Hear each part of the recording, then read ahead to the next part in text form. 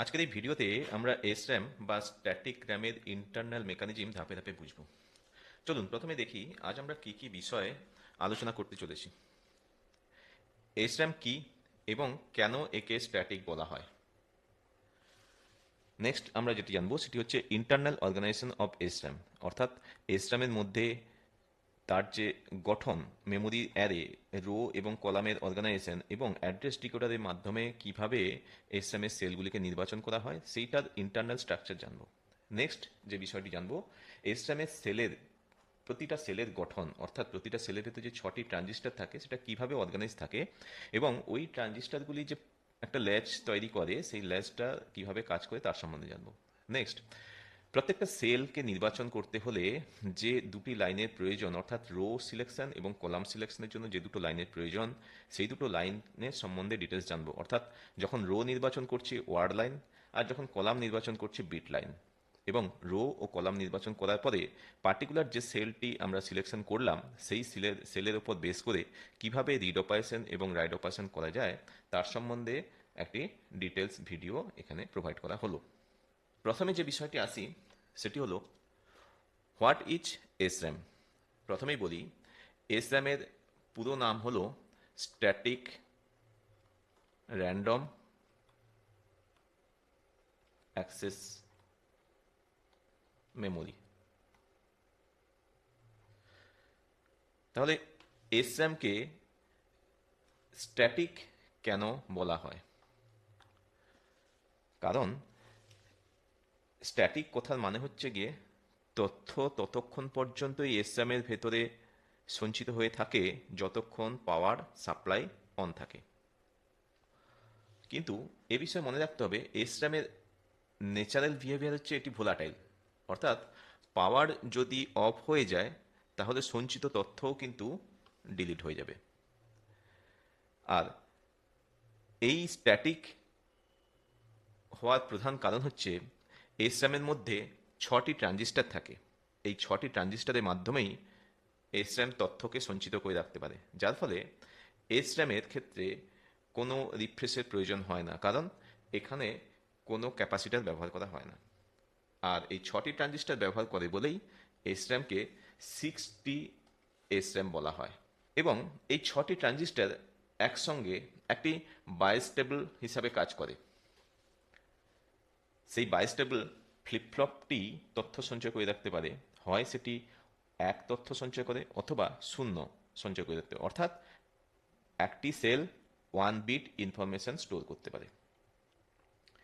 এসএম-এর এই বিশেষ গঠনের জন্য এসর্যাম কিন্তু ডির্যামের থেকে অনেক বেশি ফাস্ট হয়, কারণ ডির্যামে রিফ্রেশ সাইকেলের প্রয়োজন হয়, এসর্যামে কিন্তু কোনো রিফ্রেশ সাইকেলের প্রয়োজন হয় না। তাই এসর্যামের তথ্যর অ্যাকিউরেসি এবং এসর্যামের তথ্য অ্যাক্সেস এবং রাইট অপারেশন অনেক বেশি দ্রুততার সঙ্গে হয়। আর এই দ্রুততার সঙ্গে হয় বলেই এসর্যাম সাধারণত সিপিইউর মধ্যে ব্যবহৃত ক্যাচ মেমোরিতে ব্যবহার করা হয়, অর্থাৎ L1, L2, L3 catch. Next বিষয় যেটি জানবো, হোয়াই এসর্যাম ইজ কল্ড স্ট্যাটিক। এখন এসর্যামকে স্ট্যাটিক বলার প্রধান কারণ যদি বলা হয় তাহলে এসর্যামের সেলের স্ট্রাকচার। একটি এসর্যাম সেল তৈরি হয় দুটি ক্রস কাপলড ইনভার্টার দিয়ে, এবং এই ক্রস কাপলড ইনভার্টার বায়োস্টেবল ল্যাচ হিসাবে কাজ করে। অর্থাৎ এটা যদি প্রথম ইনভার্টার হয়, এটা হচ্ছে দ্বিতীয় ইনভার্টার, অর্থাৎ প্রথম ইনভার্টারের আউটপুট দ্বিতীয় ইনভার্টারের ইনপুট, আবার দ্বিতীয় ইনভার্টারের আউটপুট প্রথম ইনভার্টারের ইনপুট। এই জন্য এই দুটি ইনভার্টারকে বলা হয় ক্রস কাপলড ইনভার্টার। এবং এই ইনভার্টার দুটিকে পরিচালনা করে এই দুটো ট্রানজিস্টর S1 এবং S2। যতক্ষণ এটি ডিসকানেক্ট অবস্থায় আছে ততক্ষণ পর্যন্ত এই যে ক্রস কাপলড ইনভার্টার আছে এখানটায় ততক্ষণ তথ্যগুলো সে ধরে রাখতে পারে, হয় সে 0 হোল্ড করবে অথবা 1 হোল্ড করবে। এখন এটিকে স্ট্যাটিক বলা হয় কেন, এর কারণ যদি বলি তাহলে এই এসর্যামের ক্ষেত্রে কোনো ক্যাপাসিটার ব্যবহার করা হয় না, সেই জন্য এসর্যামকে রিফ্রেশের প্রয়োজন হয় না। অর্থাৎ যতক্ষণ পর্যন্ত বিদ্যুৎ সরবরাহ থাকে ডেটা নিজের থেকেই স্থির অবস্থায় থাকে। হ্যাঁ, সামান্য লিকেজ কারেন্ট থাকতে পারে, কিন্তু তাতে ডেটার কোনো পরিবর্তন হয় না। এই কারণের জন্যই এসআরএমকে স্ট্যাটিক র্যান্ডম অ্যাক্সেস মেমোরি বলে। অর্থাৎ এই ছবিতে যদি আমরা একটু খেয়াল করি, তাহলে প্রথম যে ইনভার্টার আছে তার আউটপুটটা যদি 1 হয়, তাহলে এটি আবার দ্বিতীয় ইনভার্টারের ক্ষেত্রে আউটপুটটা হবে 0। এই জিরোটা আবার ঘুরে আবার যখন এখানটায় আসবে, তার আউটপুটটা প্রথম ইনভার্টারে 1, আবার এই একটা ঘুরে যখন আসবে দ্বিতীয় ইনভার্টারে 0।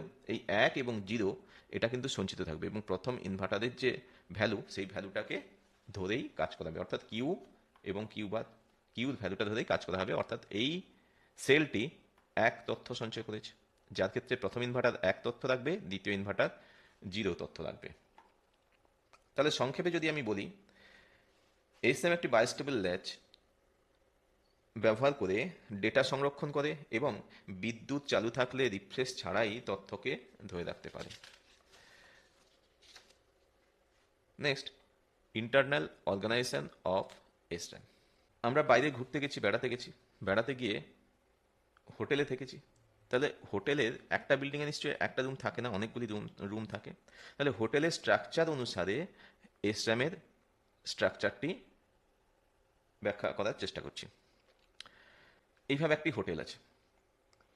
এই হোটেলের পুরো বিল্ডিংটাই হচ্ছে গিয়ে এসএম চিপ। হোটেলের পুরো বিল্ডিংটাই একটা এসএম চিপ। তাহলে প্রথমে হোটেলের ভেতরে অনেকগুলি তলা আছে এবং প্রত্যেকটা তলায় অনেকগুলি ঘর আছে। ঠিক তেমনি এসএম সেলের মধ্যেও প্রত্যেকটি রোতে অনেকগুলি সেল থাকে।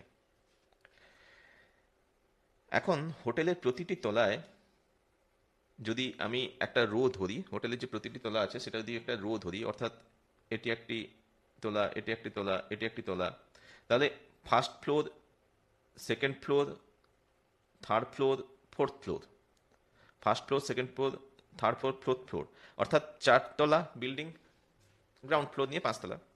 তাহলে প্রতিটি তলায় অনেকগুলো রুম আছে। তাহলে প্রত্যেকটা ফ্লোরকে রো হিসাবে যদি ধরি এবং প্রত্যেকটা রুম এসএম সেল হিসাবে যদি ধরি, তাহলে প্রত্যেকটা তলাকে রো হিসাবে ধরলে মেমোরির ভাষায় ওই রোকে বলা হয় ওয়ার্ড লাইন। অর্থাৎ এসএম এর প্রতিটি ওয়ার্ড লাইন আসলে সম্পূর্ণ একটি রোকে বোঝায়। এবং প্রতিটি তলায় অনেকগুলি ঘর থাকে এবং এসএম এর প্রতিটি রোতে অনেকগুলি এসএম সেল থাকে। একই জিনিস, একটি হোটেলের প্রতিটি তলায় অনেকগুলি ঘর থাকবে, 10টা কি 12টা ঘর আছে, সেরকমভাবে অর্থাৎ একটা ফ্লোরে এতগুলো রুম আছে, সেরকমভাবে এসএম এর সেলে প্রতিটি রোতে অনেকগুলি সেল থাকে এবং প্রতিটি এসএম সেল মাত্র 1 বিট ডেটা সঞ্চয় করতে পারে। অর্থাৎ প্রতিটি ঘরে যদি বলে দেই একটি ঘরে একজনই গেস্ট থাকতে পারবে, অর্থাৎ প্রতিটি সেলে একটি তথ্য থাকে, হয় 0 অথবা 1। এবার আমাকে যদি রুম নির্বাচন করি, তাহলে খেয়াল করে দেখব, যখন আমি রুমে যাই তখন আমাকে একটা চাবি দেওয়া হয় এবং বলা হয় যে 302, রুম নাম্বার 302, অর্থাৎ 3 নম্বর ফ্লোর 2 নম্বর রুম। 3 নম্বর ফ্লোর 2 নম্বর রুম বলতে বোঝাচ্ছে এই বরাবর যদি দেখি, এই বরাবর রুমগুলো সব 1 নম্বর যদি ধরা হয়, আর এই বরাবর রুমগুলো যদি 2 নম্বর ধরা হয়, তাহলে এই 1 নম্বর ফ্লোরে এটা 1 নম্বর রুম, তাহলে এই রুমটার নাম হবে 101। 2 নম্বর ফ্লোরে এটি 1 নম্বর রুম, এটা হবে গিয়ে 201, এইভাবে হবে। তাহলে 301, 302, তাহলে এই রুমটার কথা বলা হচ্ছে। তাহলে প্রত্যেকটা রুমকে যদি হোটেলকে মাঝখান বরাবর দেখি, বাইরে থেকে দেখি, তাহলে প্রতিটা রুমকে যদি কলাম ওয়াইজ সাজাই, প্রতিটা কলামকে সিলেকশন করা হয় বিট লাইন দ্বারা। এখন প্রশ্ন, কোন তলায় বা কোন রো সিলেক্ট হবে? হোটেলের রিসেপশনে যখন যাই ঠিক তখনই আমাকে রুম নাম্বার দেওয়া হয়, সেখানে বলা হয় 302, অর্থাৎ 3 নম্বর ফ্লোর 2 নম্বর রুম। 3 নম্বর ফ্লোরটা রো নির্বাচন করছি, অর্থাৎ ওয়ার্ড লাইনের মাধ্যমে এটি নির্বাচন করছি, এবং বিট লাইনের মাধ্যমে এই 02কে নির্বাচন করছি। এইভাবে একটি রো এবং কলামকে সিলেক্ট করা হয়, তখনই নির্দিষ্ট এসরাম সেলকে নির্বাচন করা হয়ে থাকে। এই এসরাম সেলের প্রত্যেকটা রোকে নির্বাচন করার জন্য রো ডিকোডার থাকে এবং প্রত্যেকটি কলামকে নির্বাচন করার জন্য কলাম ডিকোডার থাকে। হ্যাঁ, এবং কি অপারেশন হবে, রিড অপারেশন হবে না রাইট অপারেশন হবে, সেই অপারেশনটি বোঝানোর জন্য সেন্স অ্যাম্পলিফায়ার বা রাইড ড্রাইভ ব্যবহার করা হয়। এসএম সেল স্ট্রাকচারটি এইভাবে হয়, অর্থাৎ এখানটায় রো বরাবর সেলগুলি পরপর পরপর আছে, রো বরাবর সেল, হ্যাঁ, ক্রমানুসারে সাজানো আছে, এবং কলাম বরাবর সেলগুলি ক্রমানুসারে সাজানো আছে। এই প্রত্যেকটা সেলের যদি গঠন দেখি, প্রত্যেকটা সেলে কিন্তু এইভাবে 6টা ট্রানজিস্টর থাকে, 1 2 3 4 5 6টা ট্রানজিস্টর থাকে প্রত্যেকটা সেলে। তাহলে এই সেলগুলো নির্বাচন করা হয় যেভাবে 301 বললাম, 301-এর মাধ্যমে 3 নম্বর ফ্লোর 1 নম্বর রুম, অর্থাৎ 3 নম্বর ফ্লোর মানে রো ডিকোডারের মাধ্যমে 3 নম্বর রোটি নির্বাচন করছে, আর বিট লাইনের মাধ্যমে 1 নম্বর সেলটি নির্বাচন করছে, অর্থাৎ এই সেলটির কথা বলা হচ্ছে। এইভাবে রো এবং কলাম নির্বাচন করে আমরা এসএম এর সেলকে, পার্টিকুলার সেলকে নির্বাচন করতে পারি, এবং সেল নির্বাচন করার পরে মেমোরি থেকে তথ্য রিড করতে পারি বা নতুন তথ্য মেমোরিতে ওই সেলে রাইট করতে পারি। Why SM is fast? Because SM খুব দ্রুততা কাজ করার প্রধান কারণ হচ্ছে এসএম এ কোনো রিফ্রেশ সার্কিট লাগে না এবং ডেটা সরাসরি ট্রানজিস্টারের মাধ্যমে সংরক্ষিত থাকে। এই কারণে এসএম ব্যবহার করা হয়, তাই সিপিইউ L1 L2 এবং L3 ক্যাচ মেমোরি হিসাবে। একটি ইন্ডিভিজুয়াল এসএম সেল 6টি সেল কেন বলে তার সম্বন্ধে একটু ডিটেলস জানা যাক। প্রথমত হচ্ছে ট্রানজিস্টারে যে এসএম সেলে ব্যবহার করা হয়ে থাকে সেটি সাধারণত 6টি ট্রানজিস্টার ব্যবহার হয়ে থাকে। এই কারণে এসএম সেলকে 6টি এসএম সেল বলে। এই 6টি ট্রানজিস্টার একসাথে মাত্র 1 বিট তথ্য ধরে রাখতে পারে। এখন প্রশ্ন আসে, ডেটা কিভাবে সংরক্ষণ করা যায়? এসএমে এই ডেটা সংরক্ষণ করা হয় ক্রস কাপলড ইনভার্টারের মাধ্যমে, মানে দুটি ইনভার্টার একে অপরের সাথে ফিডব্যাক আকারে যুক্ত থাকে। অর্থাৎ এখানে এই 1 নম্বর ইনভার্টার এবং 2 নম্বর ইনভার্টার একে অপরের সঙ্গে ক্রস কাপলডভাবে যুক্ত আছে, কারণ 1 নম্বর ইনভার্টারের আউটপুট 2 নম্বর ইনভার্টারের ইনপুট হিসেবে গেছে, আবার 2 নম্বর ইনভার্টারের আউটপুট 1 নম্বর ইনভার্টারের ইনপুট হিসেবে গেছে। তাই এই দুটি ইনভার্টারকে ক্রস কাপলড ইনভার্টার বলা হয়ে থাকে, মানে দুটি ইনভার্টার একে অপরের সাথে ফিডব্যাক আকারে যুক্ত থাকে। এই ফিডব্যাক ব্যবস্থার কারণে এসএম সেলটি হয় বাইস্টেবল সেল। এবার প্রশ্ন হচ্ছে, এই বাইস্টেবল মানে কি? বাইস্টেবল মানে সেলটি দুইটি স্থায়ী অবস্থার যে কোনো একটিতে থাকতে পারে, হয় সে জিরো থাকবে নতুবা 1 থাকবে। এই অবস্থার পরিবর্তন না করা পর্যন্ত ডেটা কিন্তু অপরিবর্তিত থাকবে, অর্থাৎ এখানে কোনো রিফ্রেশ সাইকেলের প্রয়োজন হয় না, কারণ এখানে কোনো ক্যাপাসিটার ব্যবহার করা হয় না। ডেটা রাখা হয় ট্রানজিস্টার দিয়ে তৈরি বাইস্টেবল লেজের মাধ্যমে। এই কারণে একে স্ট্যাটিক র্যান্ডম অ্যাক্সেস মেমোরি বলে। স্ট্যাটিক অর্থাৎ তথ্যটি ততক্ষণ পর্যন্ত ধরে রাখে যতক্ষণ না পাওয়ার অফ হচ্ছে। এবার যদি আমি সার্কিট ডায়াগ্রামটা খেয়াল করি, তাহলে এখানে 6টি ট্রানজিস্টার ব্যবহার করা হয়, যেখানটায় T3 ট্রানজিস্টার এবং T4 ট্রানজিস্টার ভিডিডি লাইনের সঙ্গে যুক্ত থাকে, আবার T5 ট্রানজিস্টার এবং T6 ট্রানজিস্টার গ্রাউন্ডের সঙ্গে যুক্ত থাকে।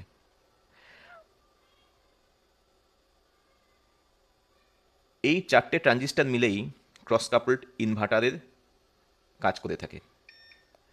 এখানে আরও 2টি ট্রানজিস্টার থাকে যেটি অ্যাক্সেস ট্রানজিস্টার হিসেবে ব্যবহার করা হয়, অর্থাৎ T1 ট্রানজিস্টার এবং T2 ট্রানজিস্টার অ্যাক্সেস ট্রানজিস্টার হিসেবে ব্যবহার করা হয়। যেখানে ওয়ার্ড লাইন অ্যাক্টিভ যখন হয় তখনই এই ট্রানজিস্টারগুলি সেলকে বিট লাইনের সঙ্গে যুক্ত করে। এটি ওয়ার্ড লাইন এবং এটি word line. Word line activate হলে T1 ট্রানজিস্টার এবং T2 ট্রানজিস্টার অ্যাক্টিভেট হয় এবং সেলকে বিট লাইনের সঙ্গে যুক্ত করে। এটি বিট লাইন বার। এই যে টোটাল সেল আছে, ক্রস কাপলড ইনভার্টার আছে, এটিকে বিট লাইনের সঙ্গে যুক্ত করে, কারণ এর মাধ্যমেই রিড এবং রাইট অপারেশন হয়ে থাকে। তাহলে ওয়ার্ড লাইন ঠিক করে কোন সেল অ্যাক্টিভ হবে, আর বিট লাইন দিয়ে ডেটা ভেতরে ঢোকা বা বাইরে বেরিয়ে আসার জন্য ব্যবহার করা হয়। সেই জন্য এসর্যাম ভেরি ফাস্ট হয়, কার তুলনায়? ডি র্যামের তুলনায় ভেরি ফাস্ট হয়। তাহলে সারাংশ হিসাবে যেটা পেলাম, এসর্যাম সেলে 6টি ট্রানজিস্টার থাকে, এটি বাইস্টেবল প্রকৃতির হয়, রিফ্রেশ করার দরকার হয় না এবং উচ্চ গতির জন্য সিপিইউতে ক্যাচ মেমোরি হিসাবে ব্যবহৃত হয়। একটি ইন্ডিভিজুয়াল এসর্যাম সেল 6টি সেল কেন বলে তার সম্বন্ধে একটু ডিটেলস জানা যাক। প্রথমত হচ্ছে, ট্রানজিস্টারে যে এসর্যাম সেলে ব্যবহার করা হয়ে থাকে সেটি সাধারণত 6টি ট্রানজিস্টার ব্যবহার হয়ে থাকে। এই কারণে এসর্যাম সেলকে 6টি এসর্যাম সেল বলে। এই 6টি ট্রানজিস্টার একসাথে মাত্র 1 বিট তথ্য ধরে রাখতে পারে। এখন প্রশ্ন আসে, ডেটা কিভাবে সংরক্ষণ করা যায়? এসর্যামে এই ডেটা সংরক্ষণ করা হয় ক্রস কাপলড ইনভার্টারের মাধ্যমে। মানে দুটি ইনভার্টার একে অপরের সাথে ফিডব্যাক আকারে যুক্ত থাকে। অর্থাৎ এখানে এই 1 নম্বর ইনভার্টার এবং 2 নম্বর ইনভার্টার একে অপরের সঙ্গে ক্রস কাপলডভাবে যুক্ত আছে, কারণ 1 নম্বর ইনভার্টারের আউটপুট 2 নম্বর ইনভার্টারে একটি এসর্যামের মধ্যে ইন্টারনাল স্ট্রাকচারের যে অ্যারে থাকে সেই অ্যারের মধ্য থেকে একটি মাত্র সেলকে নির্বাচন করতে হলে ওয়ার্ড লাইন এবং বিট লাইনের সাহায্য নিতে হয়। এখন প্রশ্ন হলো, এই ওয়ার্ড লাইনের প্রকৃত কাজ কি? সাধারণত ওয়ার্ড লাইনের ব্যবহার করা হয় এই মেমোরি সেলের ভেতরে যে অ্যারেটি ডিক্লারেশন আছে সেটি অর্গানাইজ থাকে রো অ্যান্ড কলাম, রো বরাবর এবং কলাম বরাবর। এই রো বরাবর বেশ কিছু সেল, একটি রোতেই অনেকগুলি সেল থাকে, যেটি আমরা আগের স্লাইডে দেখেছি। ওই অনেকগুলি রোর মধ্য থেকে একটি রোকে নির্বাচন করতে হলে ওয়ার্ড লাইনটি নির্বাচিত হয় এবং সেটি নির্বাচিত হয় অ্যাড্রেস ডিকোডারের মাধ্যমে। অর্থাৎ ওয়ার্ড লাইন হলো একটি হরাইজন্টাল লাইন যা এসর্যাম অ্যারের মধ্যে একটি সম্পূর্ণ রোকে নির্বাচন করে। এখন প্রশ্ন আসে, এই ওয়ার্ড লাইনকে অ্যাক্টিভেট করে কে? এর উত্তর হলো অ্যাড্রেস ডিকোডার। এই অ্যাড্রেস ডিকোডারই প্রকৃতপক্ষে একটি ওয়ার্ড লাইনকে অ্যাক্টিভেট করে। অ্যাড্রেস ডিকোডার ইনপুট হিসাবে যে অ্যাড্রেসটি পেয়ে থাকে সেই অ্যাড্রেসের সাপেক্ষে যে কোনো একটি ওয়ার্ড লাইনকে অ্যাক্টিভেট করে। তাহলে অ্যাড্রেস ইনপুট ডিকোডারে যায় এবং ডিকোডার সেই অ্যাড্রেস অনুযায়ী একটি নির্দিষ্ট ওয়ার্ড লাইনকে অ্যাক্টিভেট করে। ওয়ার্ড লাইন অ্যাক্টিভেট হওয়ার সঙ্গে সঙ্গে সেই রোয়ের এসর্যাম সেলগুলি ভার্টিক্যাল বিট লাইনের সাথে কানেক্টেড হয়ে যায়। অর্থাৎ এখানটায় যে সেলগুলি আছে পরপর কিন্তু বিট লাইনের সঙ্গে কানেক্টেড হয়ে যায়। এরপর যে ডিজায়ার সেলটি প্রয়োজন আছে, যেই সেলটিতে অ্যাকচুয়াল ডেটা রিড বা রাইট অপারেশন করবে সেটিকে অ্যাক্টিভেট করে বিট লাইনের মাধ্যমে। রিড অপারেশনে ডেটা যায় সেন্স অ্যাম্প্লিফায়ার দিকে, আর রাইট অপারেশনে ডেটা আসে রাইট ড্রাইভের থেকে। অর্থাৎ এখানটায় রো সিলেক্ট হয় রো লাইনের মাধ্যমে, রো সিলেক্ট হবে রো লাইনের মাধ্যমে অর্থাৎ ওয়ার্ড লাইনের মাধ্যমে, আর কলাম সিলেক্ট হয় কলাম ডিকোডারের মাধ্যমে। এবং এখানে যে চিপটি আছে সেই চিপটি সিলেকশন হয় রো সিলেকশন এবং কলাম সিলেকশনের মাধ্যমে। অর্থাৎ এখানে একটি অ্যাড্রেস ডিকোডার ব্যবহার করা হয় এবং কলাম ডিকোডার ব্যবহার করা হয় কোন বিট লাইনটা অ্যাকচুয়াল অ্যাক্টিভেট করা হবে। যদি সংক্ষেপে বলি তাহলে ওয়ার্ড লাইন একটি পুরো রো সিলেক্ট করে যার মাধ্যমে এসর্যামে ডেটা রিড এবং রাইট করা সম্ভব হয়। এইভাবে এসর্যামের মধ্যে ওয়ার্ড লাইন ওয়ার্কিং সম্পন্ন হয়। ওয়ার্ড লাইন অ্যাক্টিভেট হওয়ার পরে এই সেট অফ সেল নির্বাচিত হয়, তার ভেতরে একটি নির্দিষ্ট সেলকে নির্বাচন করার জন্য বিট লাইন ব্যবহার করা হয়। বিট লাইনের মেকানিজমটা কিভাবে হয় সেটি একটু দেখি। একটি হলো বিট লাইন, অন্যটি হলো বিট লাইন বার। অর্থাৎ বিএল যে ডেটাটি হোল্ড করবে বিএল বার তার উল্টো ডেটাটি হোল্ড করবে। অর্থাৎ বিএল যদি 0 হোল্ড করে বিএল বার কিন্তু 1 হোল্ড করবে। পক্ষান্তরে বিএল যদি 1 হোল্ড করে বিএল বার হোল্ড করবে 0। এর ফলে কি হয়, যে ফাইনাল যে রেজাল্টটা পাবো সেটা মোর অ্যাকিউরেসি হবে এবং খুব দ্রুততার সঙ্গে আমরা ডেটাটি রিড এবং রাইট করতে পারবো। এই বিট লাইনগুলি সাধারণত ভার্টিক্যাল লাইন বরাবর হয়, যেটি কলাম ডিকোডারের মাধ্যমে সিলেকশন হয়। ভার্টিক্যাল বরাবর যে সমস্ত সেলগুলি আছে সেই সেলগুলিকে নির্বাচন করতে বিট লাইন ব্যবহার করা হয়। রিড এবং রাইট দুটো কাজই বিএল এবং বিএল বার দ্বারা কিন্তু সম্পন্ন হয়। যেটি খুব গুরুত্বপূর্ণ বিষয় সেটি হলো প্রতিটি রিড এবং রাইট অপারেশন শুরুর আগে বিট লাইন ভিডিডির সঙ্গে যুক্ত থাকে, অর্থাৎ এটিকে প্রি চার্জ করা হয়। এখন লক্ষ্য হলো সেন্স সার্কিট এবং রাইট সার্কিট এটি বিট লাইনের খুব কাছাকাছি অবস্থান করে। সেন্স সার্কিট মূলত রিড অপারেশন করে, আর রাইট সার্কিট মূলত রাইট অপারেশন করে। সেন্স সার্কিট বেসিক্যালি এই বিএল এবং বিএল বারের মধ্যে কম্পেয়ার করে যখন আমরা রিড অপারেশন করছি। সেই ভোল্টেজ ভ্যালু যে ডিফারেন্স, সেই ভোল্টেজ ভ্যালু ডিফারেন্স থেকে বুঝতে পারে অ্যাকচুয়াল সেই সেলটি 0 স্টোর আছে নাকি 1 স্টোর আছে সেই সেলটিতে। আর রাইট অপারেশনের ক্ষেত্রে যে ভ্যালুটি আমি স্টোর করতে চাইছি সেই ভ্যালুটি বিএল এ থাকে, অর্থাৎ যদি আমি 1 স্টোর করতে চাই তাহলে বিএল 1, বিএল বার 0। যদি 0 স্টোর করতে যাই তাহলে বিএল এর 0, বিএল বারে তখন 1। কিন্তু যখন রিড অপারেশন হয় তখন বিএল এবং বিএল বাদ উভয় কিন্তু একটা প্রিচার্জ ভোল্টেজ থাকে, উভয় হাই থাকে, এবং সেটা যখন কানেক্টেড হয়, কানেক্টেড হওয়ার পরে আমরা বুঝতে পারি যে অ্যাকচুয়াল সেলের মধ্যে যে ডেটাটি আছে সেটা যদি অ্যাক্টিভ হাই হয় বা অ্যাক্টিভ লো হয়, যার ফলে এই বিট লাইনে যে দুটোই অ্যাক্টিভ হাই ছিল তার ভেতরে সেলের মধ্যে থাকা তথ্য অনুসারে বিট লাইনের ভোল্টেজ ডিফারেন্স হয়। সেটা পরবর্তী স্লাইডে আমরা দেখব রিড এবং রাইট অপারেশনে। এই পুরো অবস্থার কারণেই এসএম এ রিড এবং রাইট অপারেশন খুব ফাস্ট এবং রিলায়েবল হয়। সুতরাং এখানটায় বিট লাইন এবং বিট লাইন বার হলো এসএম এর ডেটা হাইওয়ে, যার মাধ্যমে খুব দ্রুত গতিতে ডেটা চলাচল করে। একটি এসরাম এর মধ্যে ইন্টারনাল স্ট্রাকচারের যে অ্যারে থাকে সেই অ্যারের মধ্য থেকে একটি মাত্র সেলকে নির্বাচন করতে হলে ওয়ার্ড লাইন এবং বিট লাইনের সাহায্য নিতে হয়। এখন প্রশ্ন হলো এই ওয়ার্ড লাইনের প্রকৃত কাজ কি? সাধারণত ওয়ার্ড লাইনের ব্যবহার করা হয় এই মেমোরি সেলের ভেতরে যে অ্যারেটি ডিক্লারেশন আছে সেটি অর্গানাইজ থাকে রো অ্যান্ড কলাম,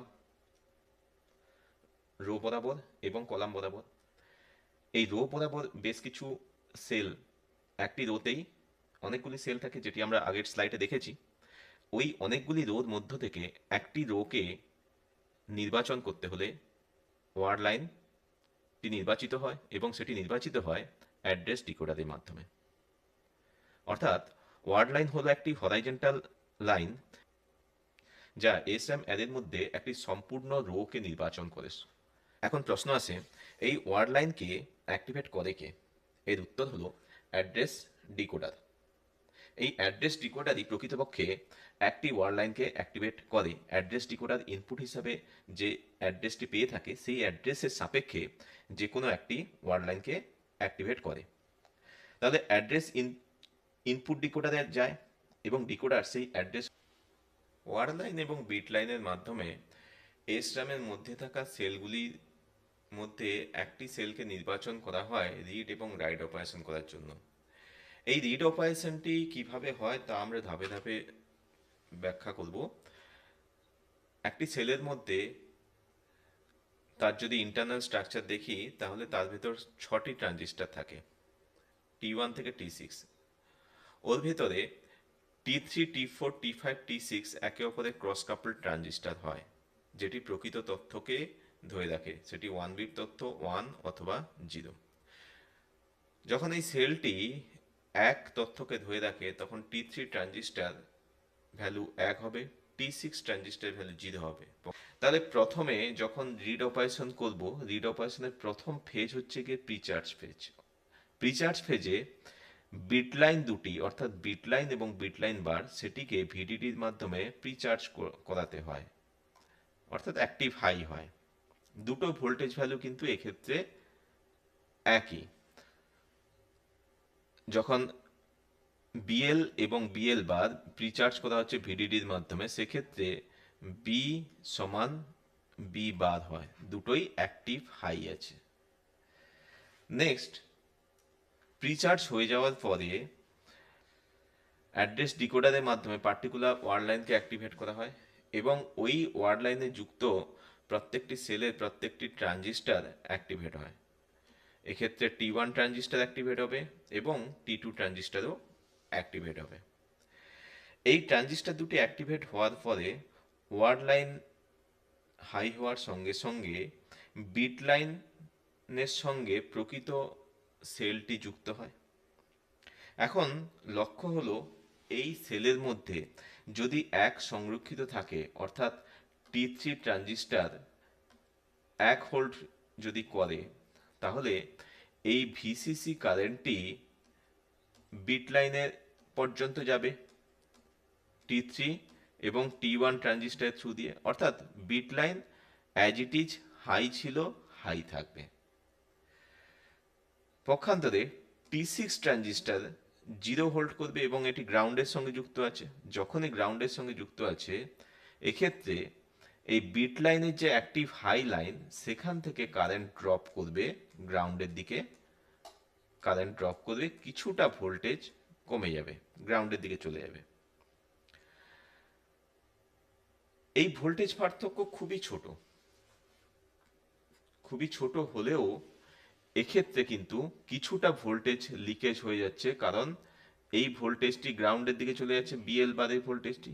অর্থাৎ এক্ষেত্রে সেন্স অ্যাম্প্লিফায়ার যখন ভোল্টেজ কম্পেয়ার করবে, দেখা যাবে বিএল গ্রেটার দেন বিএল বার, যেহেতু এখানে কিছুটা কারেন্ট গ্রাউন্ডে পাস হয়ে গেছে, কিন্তু এখানটা অ্যাজ ইট ইজ আছে। যখনই দেখবে sense amplifier BL greater than BL bar, এটি ভোল্টেজ ডিফারেন্সটা খুব অল্প, কিন্তু যখনই সেন্স সাইড সার্কিট দেখবে যে এই ভোল্টেজ লেভেলটা বিএল এ একটু অ্যাক্টিভ হাই আছে, তাহলে সে সেন্স অ্যাম্প্লিফায়ার বুঝতে পারবে এই সেলটি 1 হোল্ড করছে। যদি উল্টোটা বলি, সেক্ষেত্রে হবে বিএল লেস দেন বিএল বার, তখন সেন্স অ্যাম্প্লিফায়ার বুঝতে পারবে যে এই সেলটি 0 ভোল্ট করছে। তাহলে এক্ষেত্রে যেহেতু 1 হোল্ড করেছিল, এক্ষেত্রে হবে বিএল গ্রেটার দেন বিএল বার, এবং এইভাবেই বিট লাইন অ্যাক্টিভেশনের মাধ্যমে বুঝতে পারে যে সেলে কোন তথ্যটি আছে। তবে মনে রাখতে হবে, এসএম রিড অপারেশন করার সময় ডেটা কিন্তু ডিস্ট্রয় হয় না, শুধুমাত্র ভোল্টেজের ডিফারেন্স ডিটেক্ট করা হয়। এই কারণের জন্য এসএম খুব দ্রুত কাজ করে এবং সিপিইউ ক্যাচ মেমোরিতে এসএম ব্যবহার করা হয়। Next, ride operation. কিভাবে রাইড অপারেশন হয়ে থাকে এসএম সেলের মধ্যে? আমি যদি তথ্য প্রবেশ করাতে চাই, তাহলে কিভাবে আমরা তথ্য প্রবেশ করাতে পারি? এক্ষেত্রেও 6টি ট্রানজিস্টার ব্যবহার করা হয় একটি এসআরএম সেলের মধ্যে। সেই 6টি ট্রানজিস্টারের মধ্যে 4টি ট্রানজিস্টার ক্রস কাপলড থাকে, যে প্রকৃত ডেটাটিকে ধরে রাখে। এখন নতুন ডেটা অর্থাৎ 0 অথবা 1 লেখার প্রক্রিয়াটি খুব দ্রুত সম্পূর্ণ হয় এই ট্রানজিস্টার থাকার জন্য। প্রথমে যেটি করতে হবে অ্যাড্রেস সিলেকশন, অর্থাৎ প্রথম ধাপে অ্যাড্রেস সিলেকশন করে, এবং সিপিইউ যখন কোনো ডেটা লিখতে চায়, সে একটি নির্দিষ্ট অ্যাড্রেসে পাঠায়। সেই অ্যাড্রেসের মাধ্যমে ওয়ার্ড লাইন নির্বাচিত হয় এবং ওয়ার্ড লাইনের মাধ্যমে একটি রো নির্বাচন করে, সেখান থেকে ট্রানজিস্টার অ্যাক্টিভেট হয় T1 এবং T2।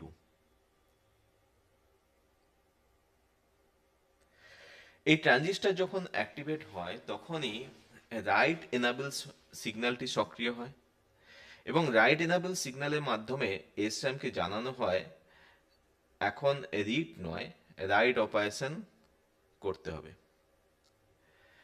নেক্সট আসি, যে ডেটাটি আমরা ট্রানজিস্টারের মধ্যে সঞ্চয় করতে চাইছি, সেই ডেটাটি বিট লাইনে দিতে হবে। এখন বিট লাইনের বিএল এবং বিএল বাদে যদি 1 লিখতে হয়, তবে বিএল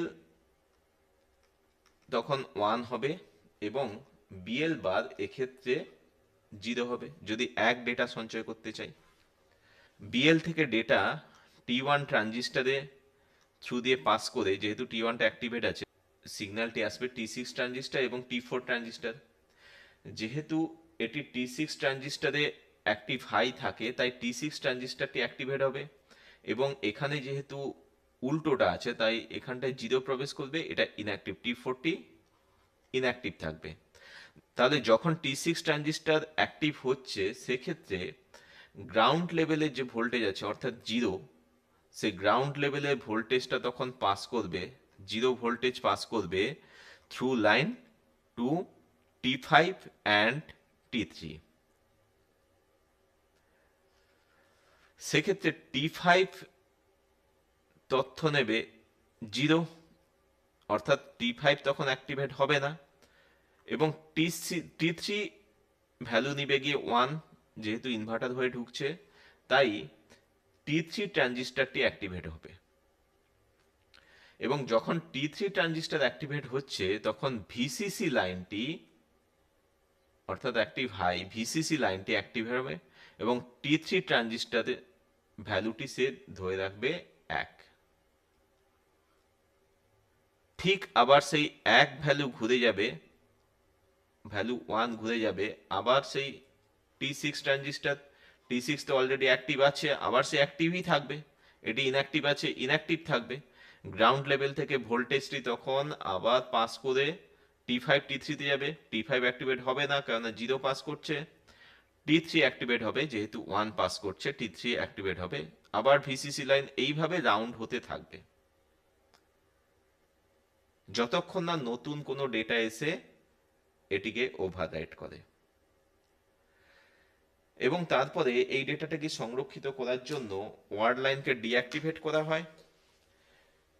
ডিঅ্যাক্টিভেশন করার ফলে ওই অ্যাক্সেস ট্রানজিস্টার T1 এবং T2 অ্যাক্সেস ট্রানজিস্টার কিন্তু আর কোনো কাজ করে না, যার ফলে এর ভেতরে যে তথ্য প্রবেশ করানো হয়েছে সেই তথ্যটি সুরক্ষিতভাবে সঞ্চিত থাকে। সুতরাং এসআরএম রাইট অপারেশন হলো একটি দ্রুত এবং কার্যকর প্রক্রিয়া, যেখানে ওয়ার্ড লাইন, বিট লাইন এবং 6টি এসআরএম সেল একসাথে কাজ করে ডেটা সংরক্ষণ করে।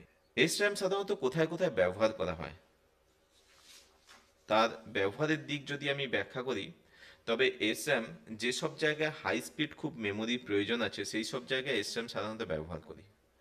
প্রথম যদি ব্যবহার হয় সেটা হচ্ছে গিয়ে এসআরএম ক্যাচ মেমোরিতে ব্যবহার হয়, L1 L2 L3 ক্যাচ মেমোরিতে ব্যবহার হয়। এখানে খুব দ্রুত ডেটা অ্যাক্সেসের প্রয়োজন হয়, তাই এসআরএম এই জায়গায় উপযুক্ত। দ্বিতীয়ত হচ্ছে গিয়ে রেজিস্টার, যেটি সিপিইউর মধ্যে থাকে, রেজিস্টার এবং রেজিস্টার ফাইলে ব্যবহার করা হয়। এসআরএম দিয়েই তৈরি করা হয়, ইনস্ট্রাকশন এক্সিকিউশন করার সঙ্গে সঙ্গেই যাতে ডেটাটা পায়, সেই জন্য রেজিস্টারে এসআরএম ব্যবহার করা হয়। নেক্সট, বিভিন্ন নেটওয়ার্ক ডিভাইস যেমন রাউটার আর সুইচ, নেটওয়ার্ক ডিভাইসের এসআরএম ব্যবহার করা হয় যাতে দ্রুত ডেটা হ্যান্ডেল করা যায়।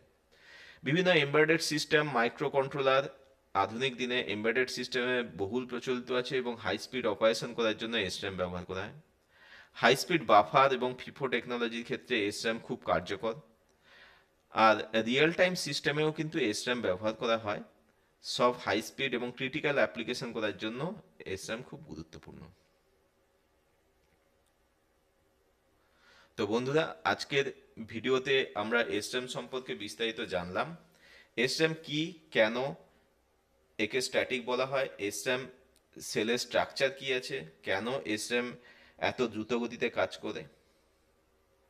আশা করি বিষয়টি তোমাদের কাছে পরিষ্কার হয়েছে।